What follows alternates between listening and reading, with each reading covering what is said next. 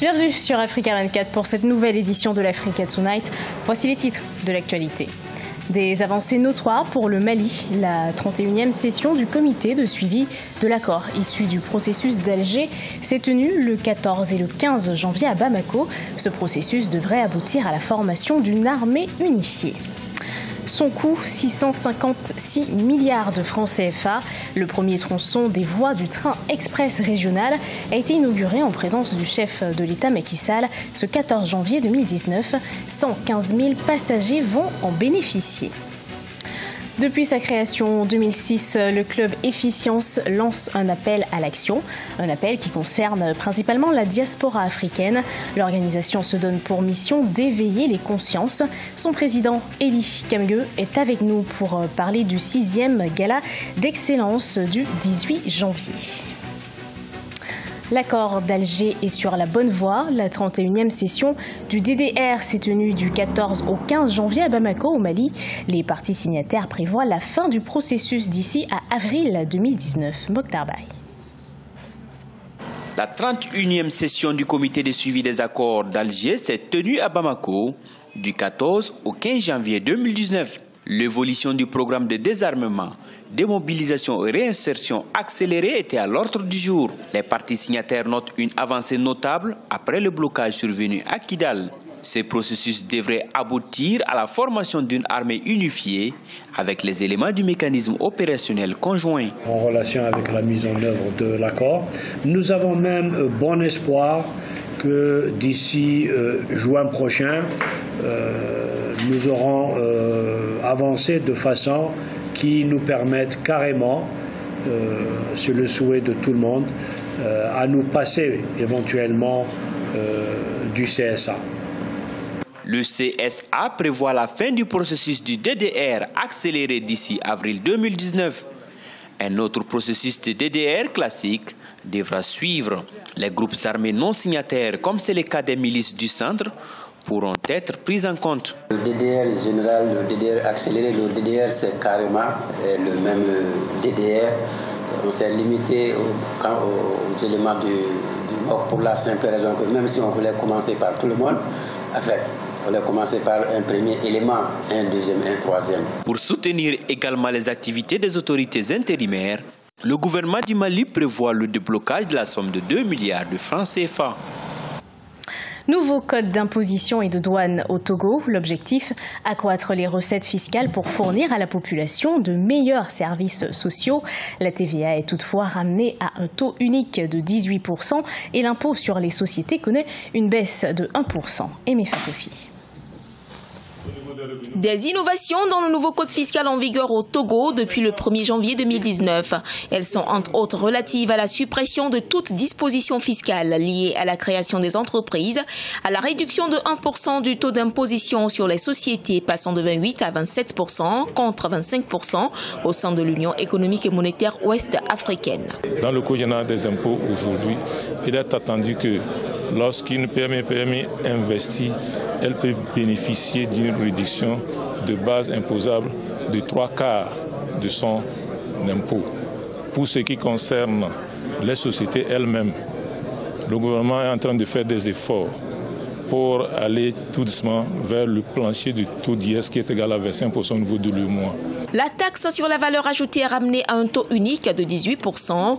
Autre innovation fiscale, la suppression de plusieurs taxes, notamment la taxe sur les salaires ou encore la taxe sur les véhicules de société et l'instauration de nouvelles taxes, à l'exemple de la patente et de la taxe sur les véhicules à moteur. L'Office a pris sur lui, bien entendu, avec l'orientation de notre ministre de tutelle, de réduire ces impôts qui, une trentaine, nous sommes aujourd'hui dans une dizaine, il me semble.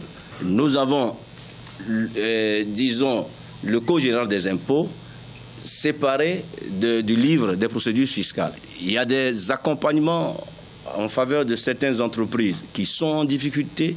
Les besoins du gouvernement sont importants. La mutation totale suite à l'acquisition d'un immeuble par une jeune entreprise est désormais fixée à un taux forfaitaire de 35 francs CFA, comptant pour les droits d'enregistrement et de timbre. En 2018, l'Office togolais des recettes, qui comprend la douane et les impôts, a mobilisé plus de 660 milliards de francs CFA pour soutenir les dépenses budgétaires de l'État. 115 000 passagers vont l'utiliser au quotidien au Sénégal. Il s'agit du train express régional. Il a été inauguré ce lundi 14 janvier en présence du chef de l'État, Macky Sall. Un moyen de transport qui devrait permettre de diminuer les embouteillages et les accidents de la route. El Hadji Ndiaye.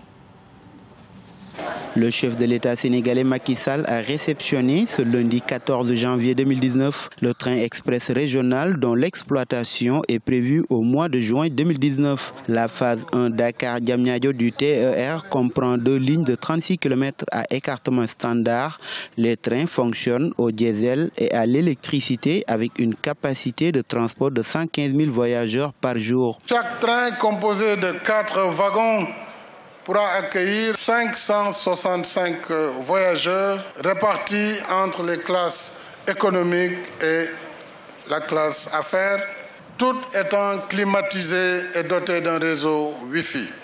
Le projet du TER a globalement mobilisé 656 milliards de francs CFA. Les trains vont permettre au quotidien de rallier les villes de Diamniadio et Dakar en moins de 50 minutes avec une vitesse de pointe de 160 km/h. Donc il y a la rapidité, le confort, il y a également la sécurité, parce qu'il s'agit d'assurer une sécurité optimale, aussi bien dans le train, dans son environnement, mais même aussi la sûreté, c'est-à-dire la ligne ferroviaire par rapport à l'extérieur, par rapport à d'autres menaces. Et toutes ces conditions, toutes ces préoccupations sont prises en compte. Donc c'est pourquoi nous sommes très contents vraiment de ce qui est fait aujourd'hui et de cette journée qui est une journée historique pour le Sénégal. L'objectif du TER, dont les travaux ont débuté fin 2016, est d'améliorer la mobilité urbaine et de décongestionner la capitale Dakar. Mettre la diaspora africaine en action, c'est ce que propose le club Efficience depuis 2006. Avec ses 700 membres, l'organisation œuvre à la visibilité des talents africains, parrainage de jeunes entrepreneurs, création de fonds d'aide aux PME africaines, développement de l'emploi durable, autant d'actions qui s'inscrivent dans une démarche proactive. Ce vendredi 18 janvier, le club Efficience organise la 6e édition de son gala d'excellence, un événement qui se présente comme une célébration de la jeunesse active.